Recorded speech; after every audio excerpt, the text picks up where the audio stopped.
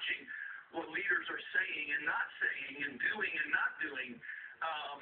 Every time, and I know you all study this as well. I didn't write the book, but the man that did is a friend of ours, John McTurnan, and he documented how every time America's ever touched Israel, to force Israel into a place where she is vulnerable to her enemies, within 24 hours, there's been backlash. And very fast or something. And the current administration recently said, well, I don't think we have time to meet with you, Benjamin Netanyahu.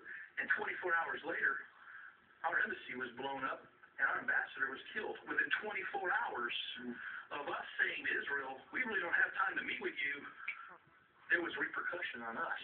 Let me give you, and I want to go ahead and put myself in this because normally I preach at the end, but what I'm going to do is stick with this format. So I'm going to get my preaching in. We want you to preach too. We want you to preach too, right? Let me tell you why I believe, and I believe this was a revelation to me from the Holy Spirit a few weeks ago as to why Israel is important. In the book of Exodus, God called Israel my firstborn and my son.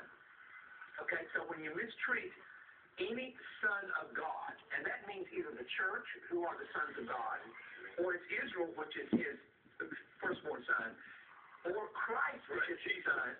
You can put any of those categories. The mistreatment of that causes God to be served. But when you talk about firstborn, there's a law of firstborn in the Bible, that the firstborn gets the blessing and the birthright. And we see that with Jacob and Esau. So Israel, if you notice this over there, it says, I'll bless those that bless you, curse those that curse you, and in thee all the nations of the earth shall be blessed. So in other words, as the firstborn blessing is, when you are the first, you get the birthright, you get the blessing. I see Bill's mind going around. I can just see it. Yeah, I know you are. It comes in his eyes. You can see it in his eyes. Okay, so it's